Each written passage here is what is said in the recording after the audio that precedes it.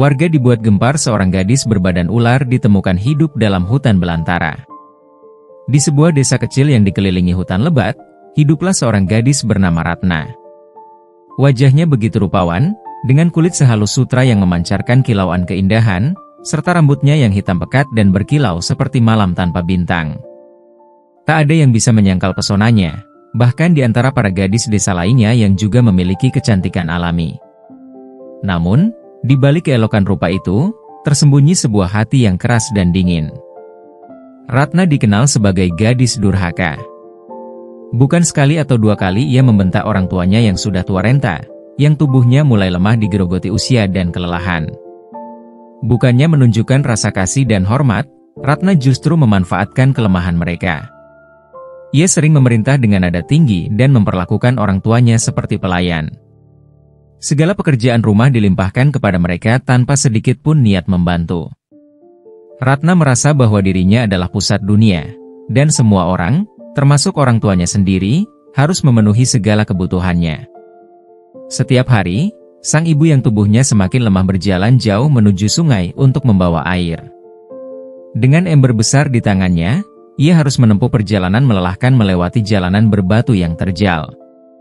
Meski begitu, wajahnya tak pernah menunjukkan rasa mengeluh.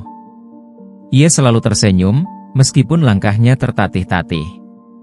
Di rumah, ayah Ratna, meskipun tubuhnya sakit-sakitan, tetap memaksakan diri untuk bekerja di ladang. Tangannya yang keriput masih memegang cangkul, menggali tanah yang keras untuk mencari penghasilan demi memenuhi kebutuhan anak gadis mereka.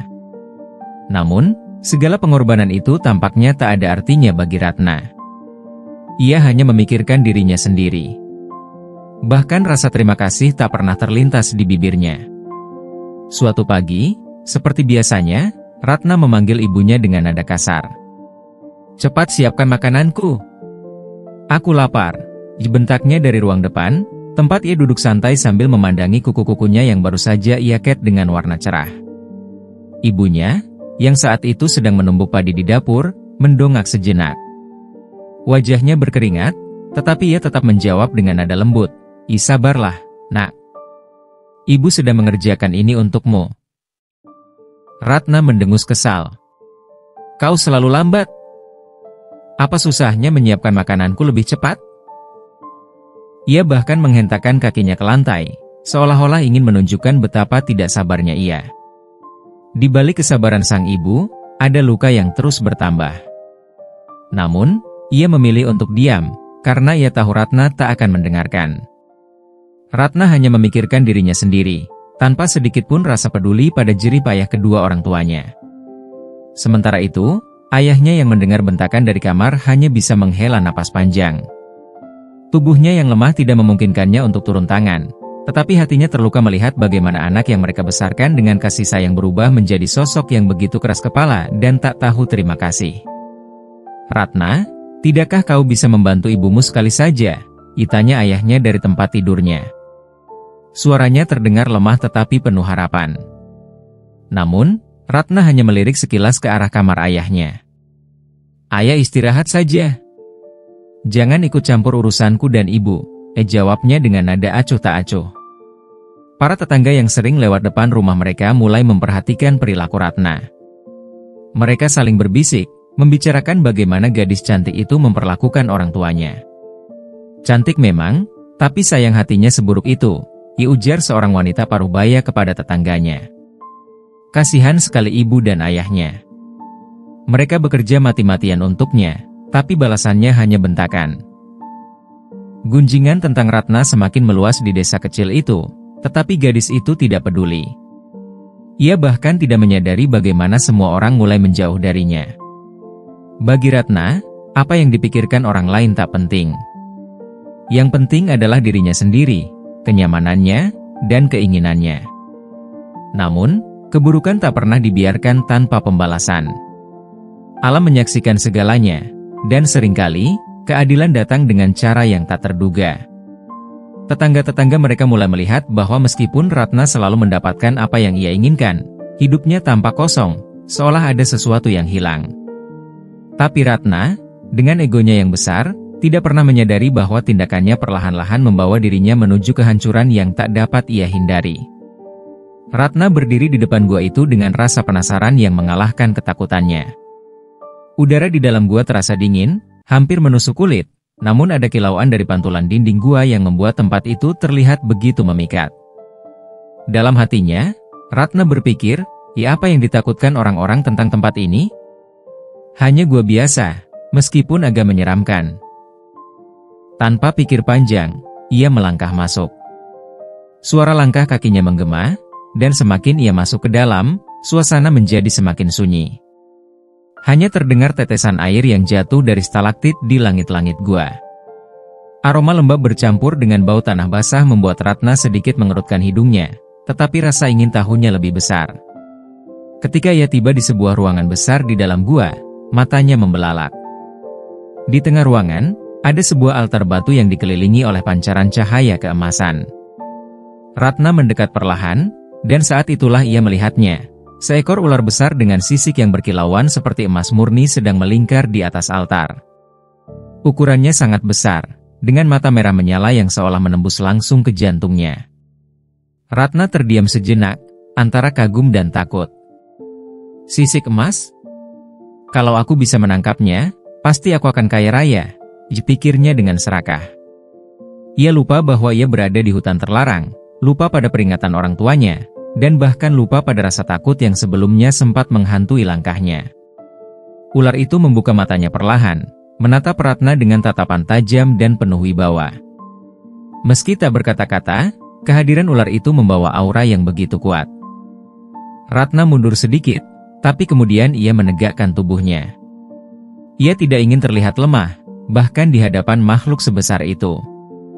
Ular bodoh, ia ujar Ratna dengan nada mengejek. Sisikmu akan membuatku kaya raya. Kau hanya seekor binatang, apa yang bisa kau lakukan padaku? Ratna meraih sebuah batu besar di dekatnya, berniat melemparkannya ke arah ular tersebut. Namun, sebelum ia sempat melakukannya, ular emas itu bergerak cepat, melingkar di sekeliling altar. Suara desisannya menggema di dalam gua, membuat Ratna menggigil. Tiba-tiba, suara dalam yang dalam dan berwibawa terdengar, meski ular itu tidak membuka mulutnya. Manusia sombong, apa yang kau cari di sini? Kekayaan? Kemuliaan? Atau kau hanya ingin menantang kutukan? Ratna terdiam sejenak. Ia tidak mengerti bagaimana seekor ular bisa berbicara, tetapi rasa takut mulai menyelinap ke dalam hatinya. Meski begitu, sifat angkuhnya tidak memudar. Aku tidak takut pada cerita-cerita bodoh atau kutukan. Kalau kau bisa bicara, berarti kau lebih dari sekadar ular biasa. Berikan aku sisik emasmu, maka aku akan melepaskanmu. Ular itu tertawa, suara tawanya bergema hingga membuat dinding gua bergetar.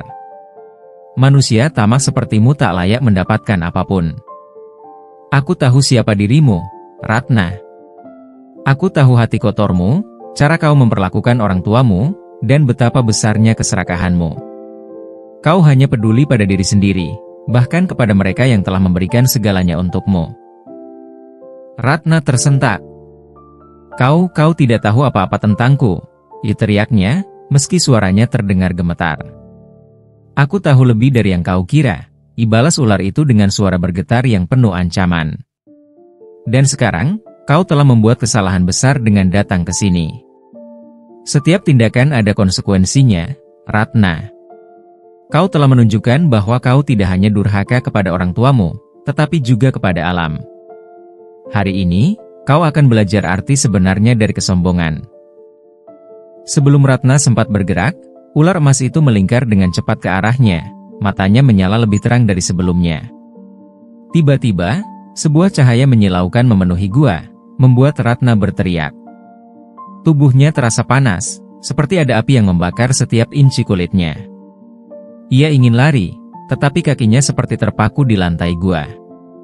Saat cahaya itu mereda, Ratna membuka matanya perlahan. Ia melihat tubuhnya sendiri, tetapi ada sesuatu yang berubah. Tangannya mulai tertutupi sisik kasar berwarna kehitaman, dan kulitnya yang dulu sehalus sutra kini berubah menjadi keras dan dingin. Suara tawanya sendiri terdengar melengking dan aneh, seperti suara makhluk yang bukan manusia. Ia mencoba berbicara, tetapi kata-katanya hanya keluar sebagai erangan. Ratna menyadari apa yang terjadi.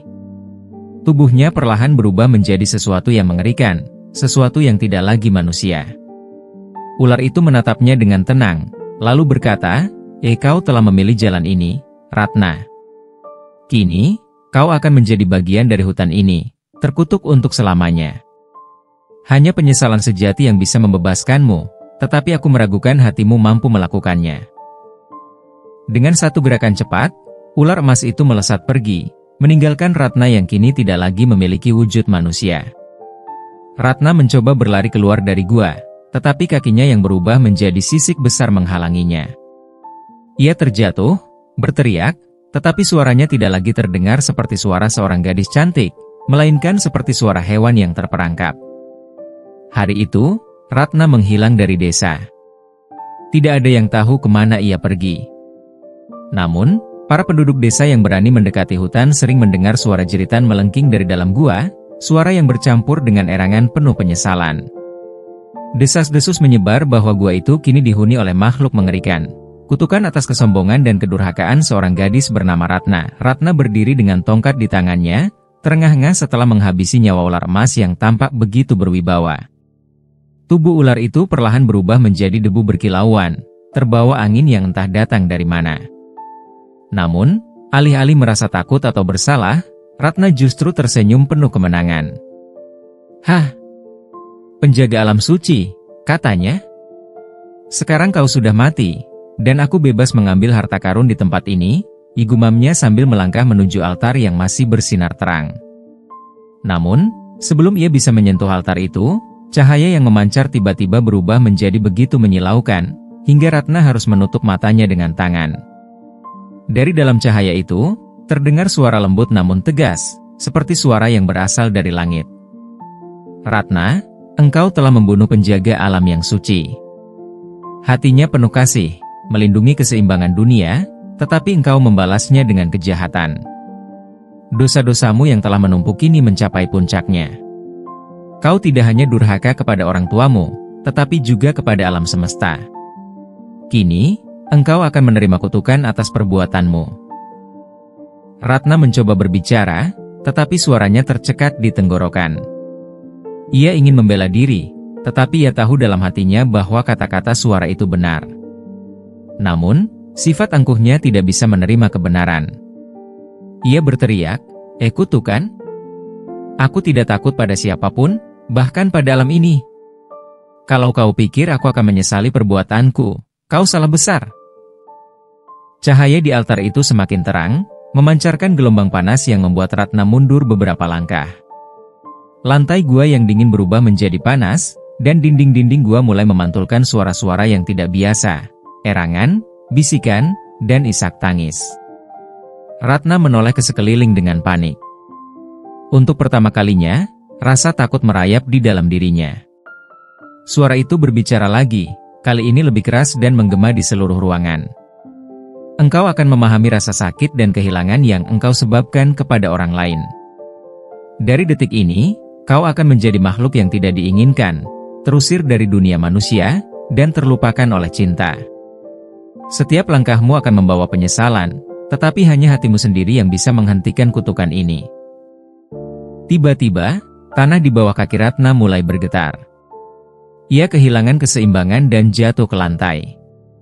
Tubuhnya terasa berat, seperti ada sesuatu yang mengikatnya. Ia merasakan panas yang membakar, tetapi anehnya tidak ada api.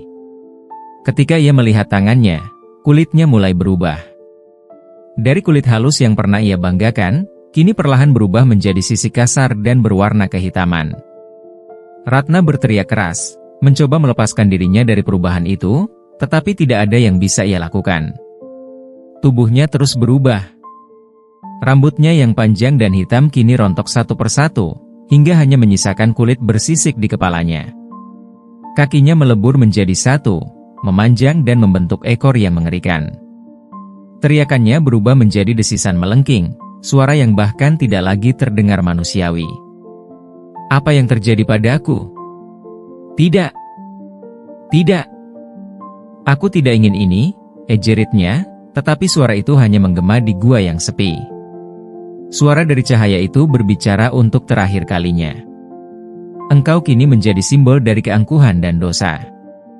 Hutan ini akan menjadi penjaramu, dan altar ini akan menjadi tempatmu menanggung hukuman.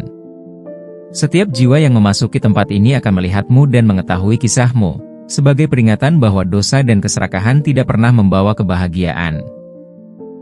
Setelah itu, cahaya di altar perlahan meredup, meninggalkan Ratna yang kini telah berubah sepenuhnya menjadi seekor ular besar dengan sisik hitam legam. Namun, berbeda dengan ular keramat sebelumnya, tubuh Ratna tampak mengerikan. Matanya yang dulu indah kini hanya lubang kosong yang memancarkan aura kegelapan, dan setiap sisiknya memancarkan hawa dingin yang membuat siapapun yang mendekat merasakan ketakutan. Ratna mencoba bergerak, tetapi ia merasa ada sesuatu yang menahannya di sekitar altar. Ia tidak bisa meninggalkan tempat itu. Ia mencoba berteriak, memohon ampun, tetapi suaranya hanya keluar sebagai desisan lemah. Rasa takut dan penyesalan mulai menyelimuti dirinya, tetapi semua sudah terlambat. Hari demi hari, Ratna yang kini terkurung di dalam tubuh ular besar itu hanya bisa menyaksikan dunia di sekelilingnya berubah. Hutan di luar gua tetap hidup, tetapi ia tidak lagi menjadi bagian darinya. Sesekali, burung-burung atau hewan lain mendekati gua, tetapi mereka segera pergi dengan ketakutan begitu merasakan kehadirannya. Di desa, orang tua Ratna yang selama ini ia abaikan akhirnya mendengar kabar bahwa putri mereka tidak pernah kembali dari hutan terlarang. Dengan hati yang hancur, mereka memohon kepada para tetua desa untuk mencari Ratna. Namun, tidak ada satupun yang berani masuk ke dalam hutan itu. Hutan terlarang tidak akan membiarkan siapapun yang hatinya penuh dosa pergi tanpa hukuman, kata salah satu tetua. Meski begitu, ayah dan ibu Ratna tetap menunggu, berharap suatu hari putri mereka akan kembali. Namun, harapan mereka mulai pudar seiring berjalannya waktu. Kehilangan Ratna menjadi beban berat bagi mereka, tetapi mereka tidak pernah berhenti mencintainya, meskipun Ratna tak pernah memperlakukan mereka dengan baik. Sementara itu, di dalam gua, Ratna terus merasakan penyesalan yang mendalam. Setiap malam, ia bermimpi tentang ibunya yang membawa air dari sungai dan ayahnya yang bekerja keras di ladang demi dirinya. Ia terbangun dengan perasaan pedih, menyadari bahwa ia tidak pernah mengucapkan terima kasih kepada mereka, bahkan tidak pernah menghargai apa yang mereka lakukan. Namun, penyesalan itu tidak cukup untuk membebaskannya. Ia tahu bahwa satu-satunya cara untuk menghapus kutukannya adalah dengan membuktikan bahwa ia mampu berubah, tetapi bagaimana caranya? Ia terjebak di dalam tubuh yang mengerikan ini, tidak mampu kembali menjadi manusia. Desas-desus tentang gua keramat di hutan terlarang mulai menyebar. Orang-orang di desa berbicara tentang suara desisan yang terdengar di malam hari dan aura gelap yang melingkupi gua. Beberapa orang yang nekat masuk ke hutan mengaku melihat seekor ular besar dengan mata kosong yang memancarkan kesedihan. Mereka mengatakan bahwa ular itu tampak seperti ingin berbicara, tetapi tidak bisa. Mungkin itu adalah roh penjaga hutan yang marah, kata seorang penduduk desa. Yang lain mengatakan, mungkin itu adalah jiwa seorang pendosa yang dihukum oleh alam.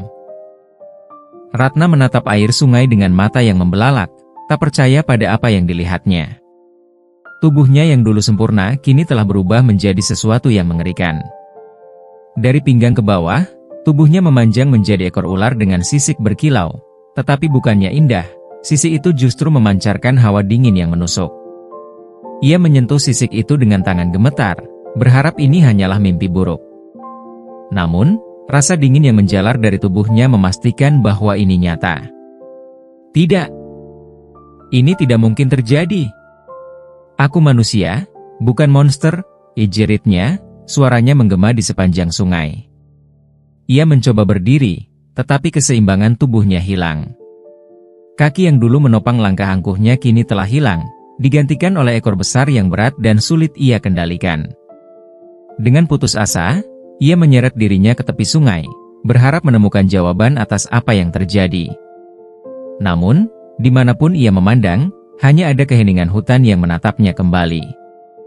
Ratna memutuskan untuk kembali ke desa, berharap keluarganya bisa membantunya.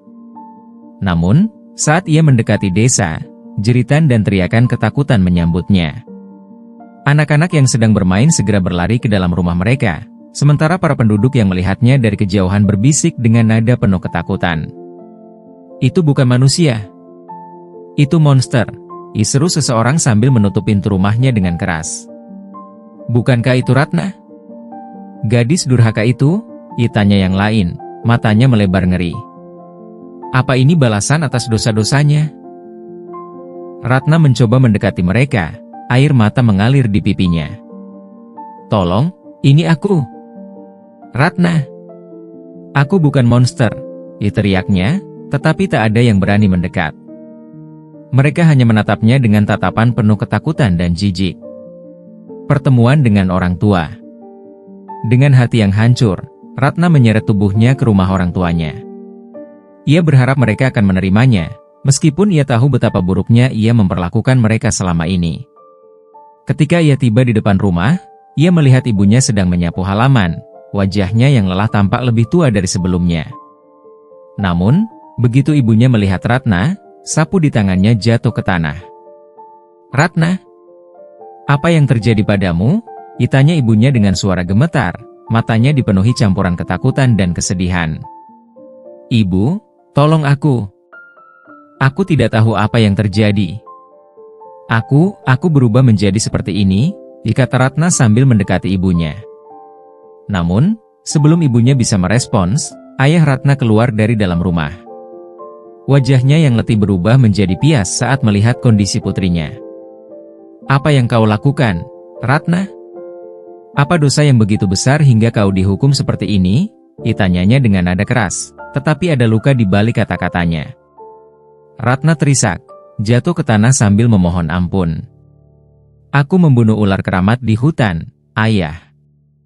Aku pikir itu akan membawaku ke harta karun. Aku tidak tahu ini semua akan terjadi. Maafkan aku, Ayah, Ibu. Aku telah menyia-nyiakan kalian, dan sekarang aku kehilangan segalanya." Awal perubahan di dalam diri Ratna. Mendengar pengakuan Ratna, ibunya mendekat, meskipun rasa takut masih menyelimuti dirinya. Dengan lembut, ia berlutut di depan putrinya yang kini berubah menjadi makhluk setengah manusia, setengah ular. Ia menyentuh kepala Ratna dengan tangan gemetar, seolah ingin memastikan bahwa ini benar-benar anaknya.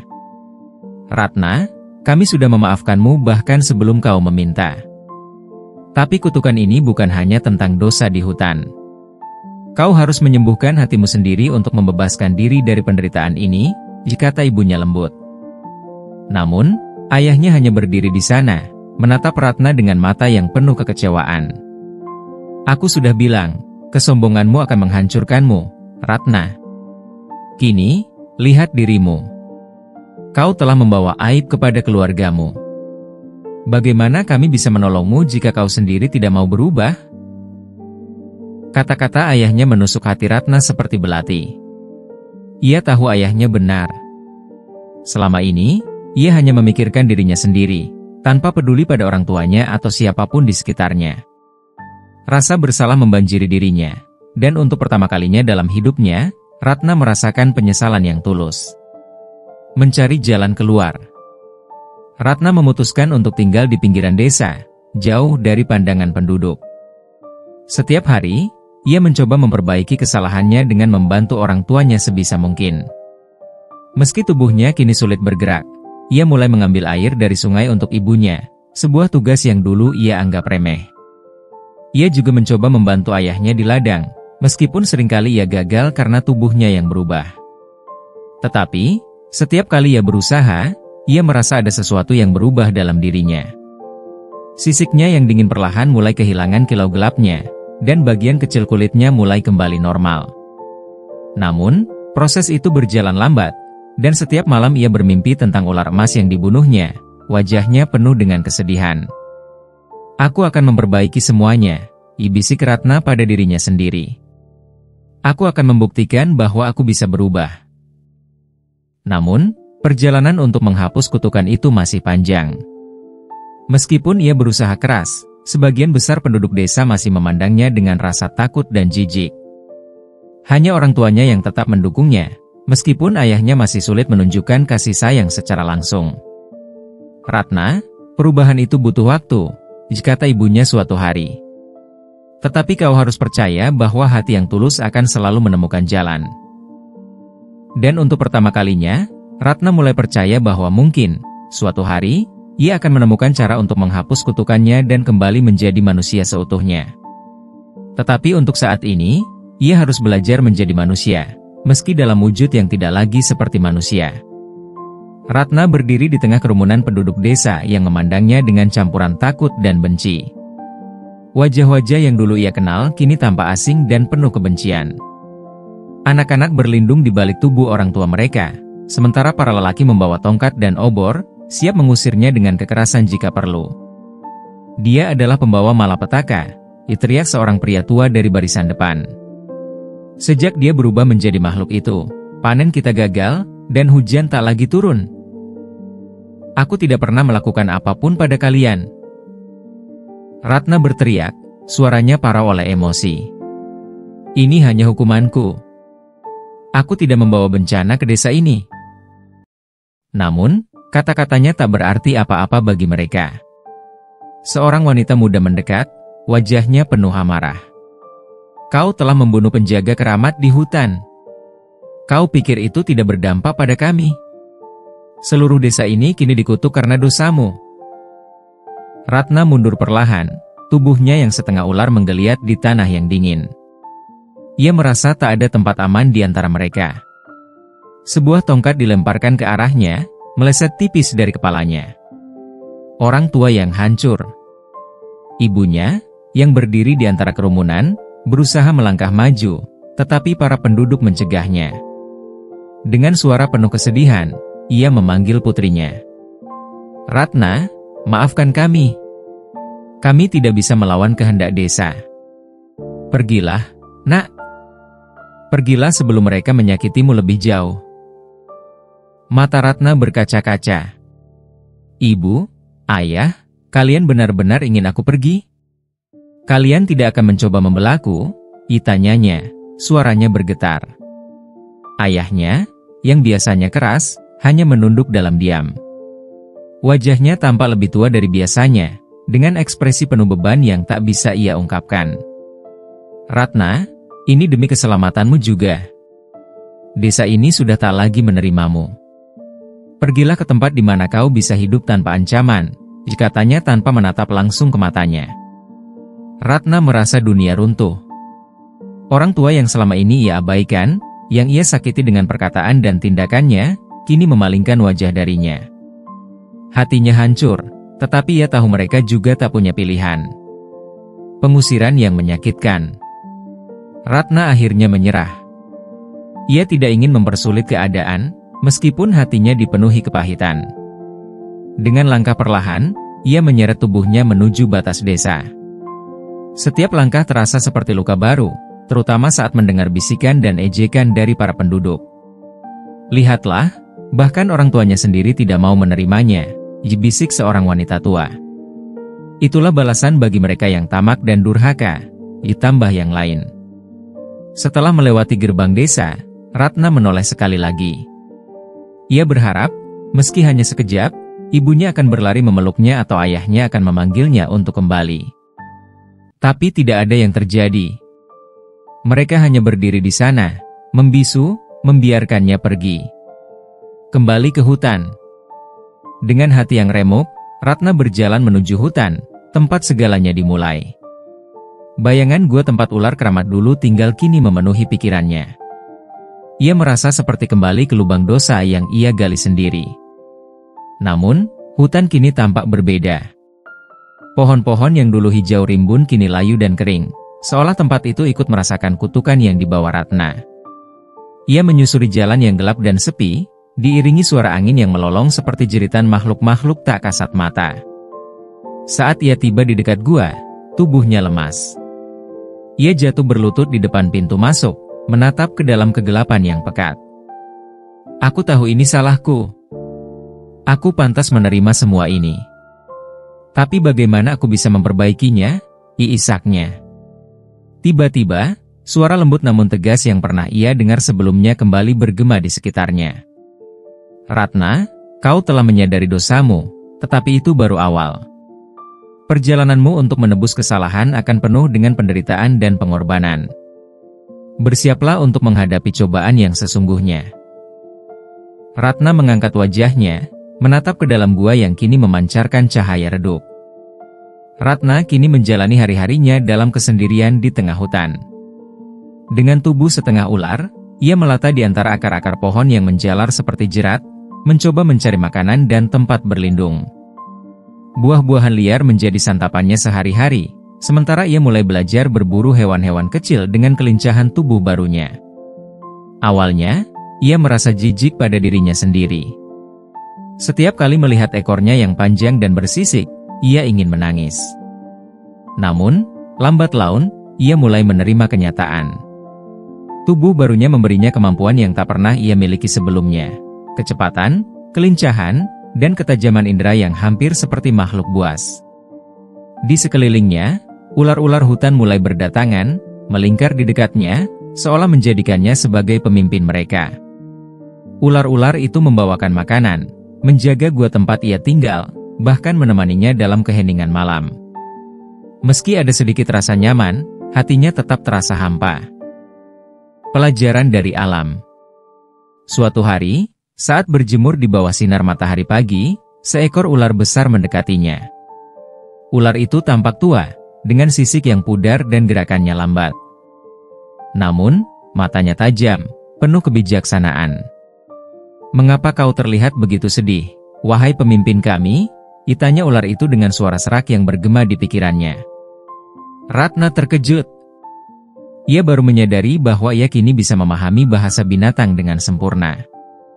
"Aku merasa terasing. Aku kehilangan keluargaku, desaku, dan segalanya. Aku tidak tahu bagaimana aku bisa hidup seperti ini." Ular tua itu tersenyum tipis, sebuah ekspresi yang aneh untuk seekor ular. Hidup tidak selalu tentang apa yang hilang, melainkan tentang apa yang bisa kau pelajari dari kehilangan itu. Kau telah diberi tubuh baru ini untuk memahami arti kehidupan yang sebenarnya. Kau pernah menyia-nyiakan cinta dan pengorbanan keluargamu. Kini, kau punya kesempatan untuk belajar mencintai dan melindungi, meskipun itu hanya kami, para makhluk hutan. Kata-kata ular tua itu menusuk hati Ratna. Ia teringat bagaimana ibunya yang lemah tetap memikul beban berat demi dirinya, dan ayahnya yang sakit-sakitan tetap bekerja tanpa pernah mengeluh. Perjuangan melawan diri sendiri. Hari-hari berikutnya, Ratna mencoba hidup lebih baik. Ia mulai menjaga ular-ular yang mempercayainya, memastikan mereka tidak jatuh ke dalam bahaya pemburu atau terjebak di perangkap yang dipasang manusia. Ia bahkan menyelamatkan seekor kijang yang kakinya tersangkut di semak berduri, meski ia harus melawan rasa lapar yang mendorongnya untuk memangsa hewan itu. Namun, di malam hari, kesepian kembali menyergapnya. Ratna sering duduk di tepi sungai, menatap bulan yang memantulkan bayangan dirinya di air. "Ibu, ayah, apa kalian merindukanku seperti aku merindukan kalian?" bisiknya sambil menahan air mata. Di tengah kesendiriannya, Ratna mulai merenung tentang semua kesalahannya. Ia menyadari betapa ia dulu sangat egois, tidak pernah menghargai orang tuanya, dan bahkan mengabaikan peringatan mereka. Ia merasa bersalah atas segala luka yang telah ia torehkan di hati mereka. Pesan gaib dari masa lalu. Suatu malam, saat hutan tenggelam dalam keheningan, Ratna bermimpi aneh. Dalam mimpinya, ia berada di depan altar tempat ia membunuh ular keramat. Dari altar itu, muncul sinar terang yang berubah menjadi sosok ular emas yang pernah ia bunuh. "Ratna," ia ujar sosok itu dengan suara tenang namun penuh wibawa, "kau telah merasakan penderitaan sebagai akibat dari dosa-dosamu. Namun, penderitaanmu belum cukup. Hanya dengan pengorbanan sejati kau bisa menebus semua kesalahanmu. Apakah kau siap?" Ratna terdiam.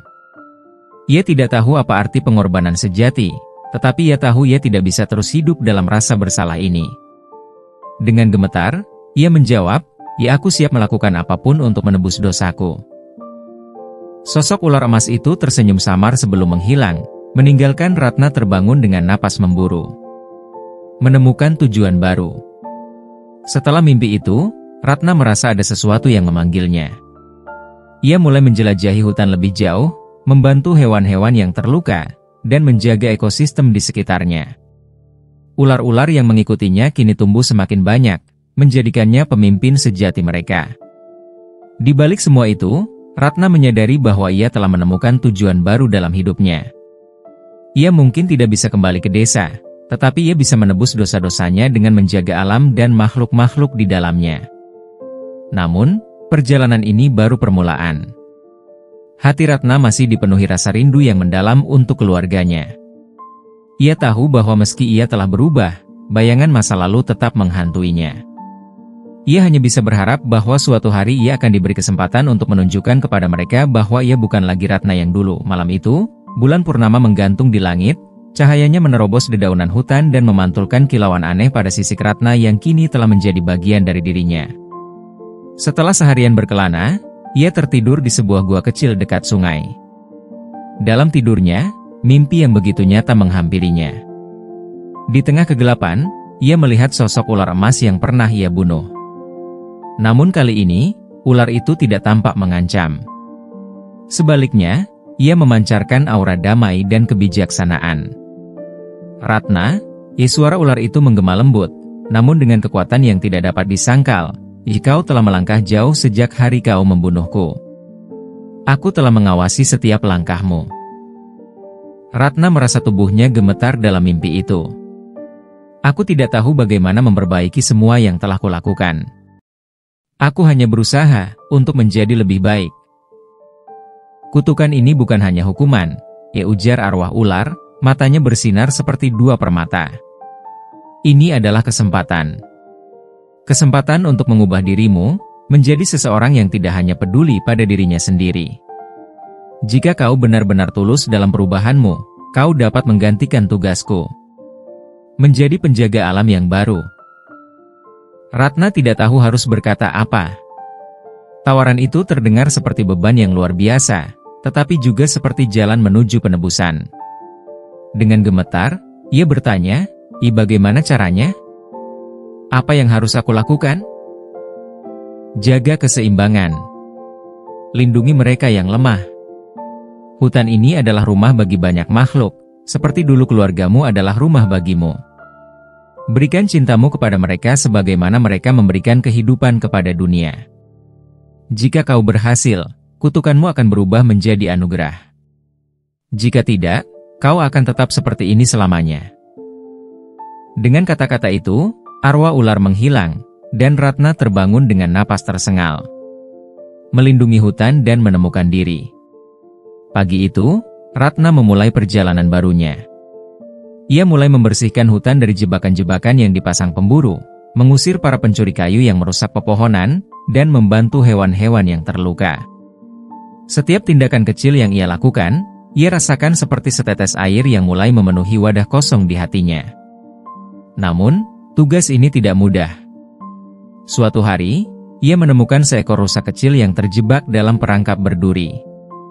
Kakinya terluka parah, darah menetes di atas dedaunan hijau. Ratna merasa ngeri melihat luka itu, tetapi ia tahu ia tidak bisa diam saja. Dengan hati-hati, ia menggunakan ekornya yang kuat untuk membuka perangkap dan membebaskan rusa itu. Rusa kecil itu menatapnya dengan mata penuh rasa takut. Namun, ketika Ratna menjilati lukanya dengan lembut, rusa itu perlahan tenang. Setelah beberapa saat, ia berdiri dan melangkah pergi.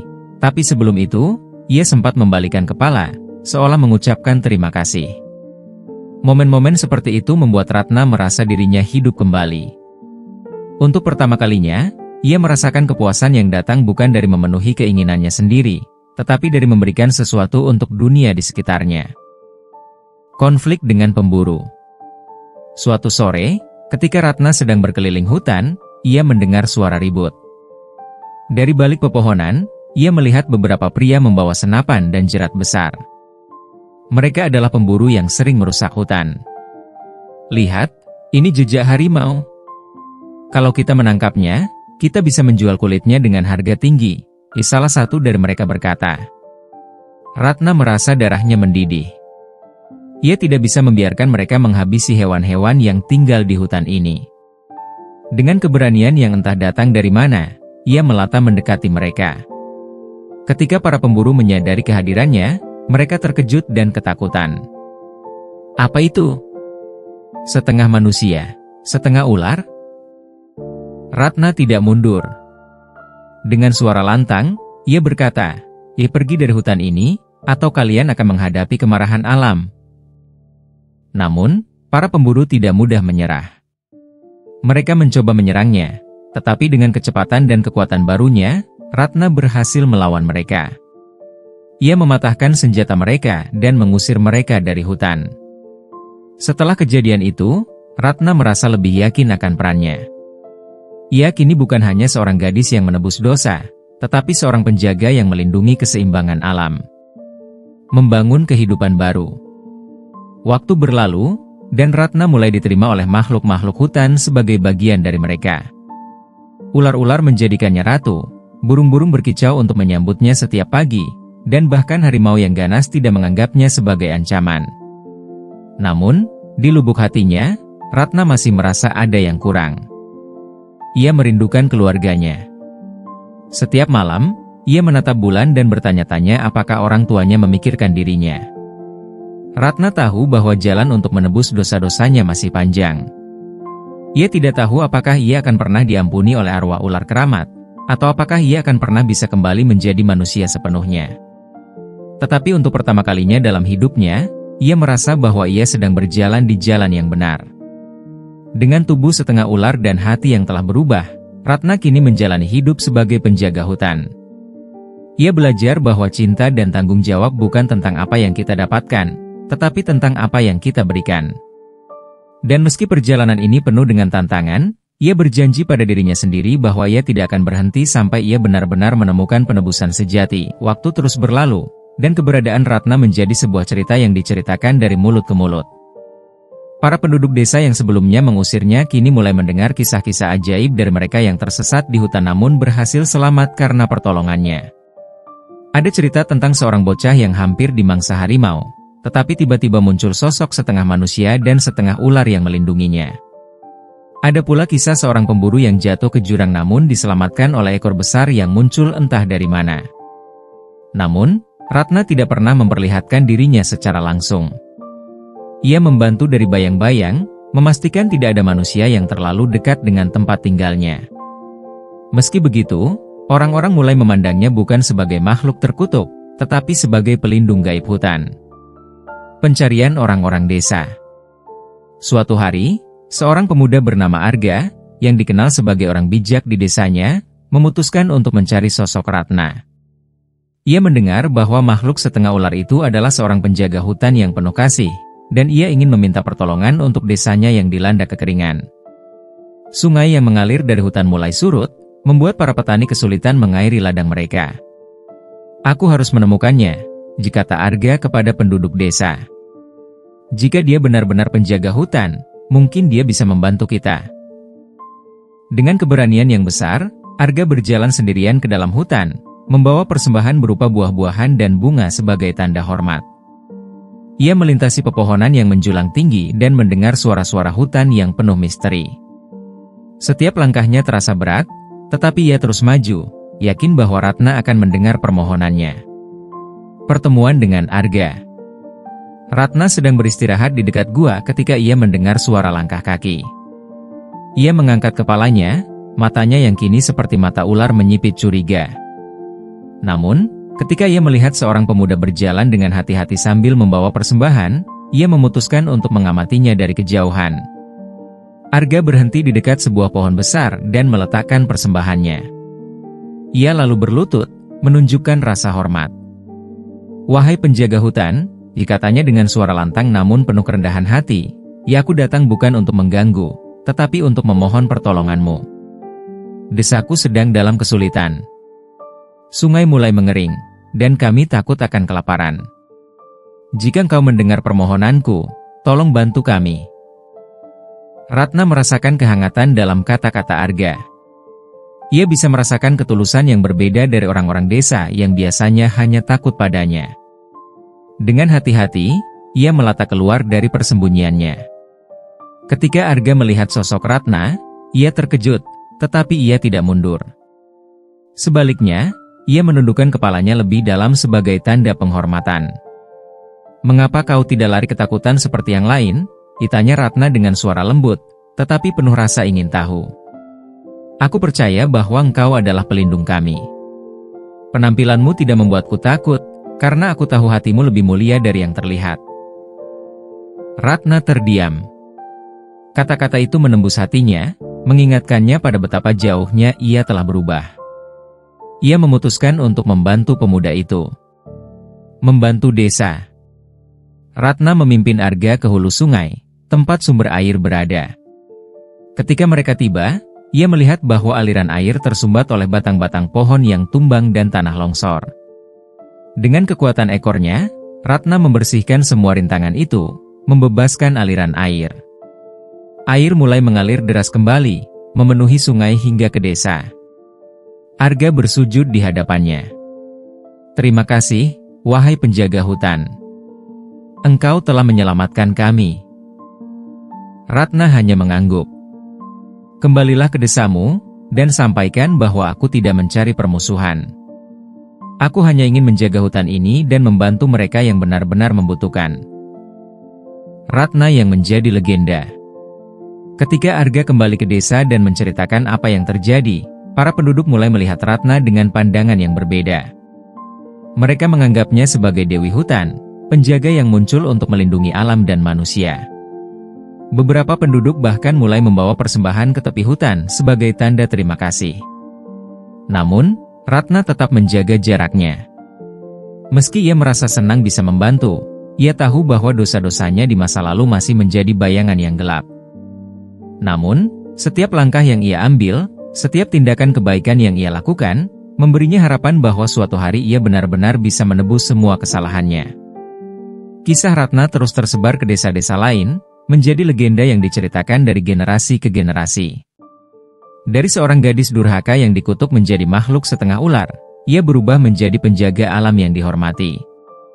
Dalam kesendirian, Ratna menemukan arti cinta yang sejati, cinta yang tak hanya untuk diri sendiri, tetapi untuk dunia yang lebih luas. Waktu terus berjalan, dan nama Ratna menjadi bagian dari cerita rakyat yang diceritakan di malam hari di sekitar api unggun. Orang-orang menyebutnya, Jeratna sang penjaga hutan, bukan lagi gadis durhaka yang dikutuk. Mereka menggambarkan sosoknya dengan penuh keagungan. Seorang wanita setengah ular dengan ekor yang bersinar seperti permata dan mata yang tajam namun penuh kebijaksanaan. Anak-anak mendengarkan cerita itu dengan mata yang membelalak, takut tetapi juga kagum. Orang tua selalu menambahkan pesan moral di akhir cerita, memperingatkan anak-anak mereka untuk tidak mengulangi kesalahan Ratna. Hormat kepada orang tua dan cinta kepada alam adalah hal yang paling utama, kata mereka, mengingatkan keluarga mereka tentang arti dari legenda Ratna. Penebusan yang abadi. Ratna, di dalam kesendiriannya yang abadi, telah menerima takdirnya. Ia hidup di hutan dengan kesadaran penuh bahwa keberadaannya kini adalah pelajaran untuk manusia. Ia tidak pernah kembali ke desa, meski hatinya kadang merindukan wajah orang tuanya. Ia berharap bahwa, dengan segala kebaikan yang ia lakukan, mereka akan memaafkannya di dunia lain. Ular-ular yang dulu menjauh darinya, kini menjadi teman dan pelayannya. Bersama mereka, Ratna menjaga hutan dari ancaman manusia serakah yang ingin mengeksploitasi alam.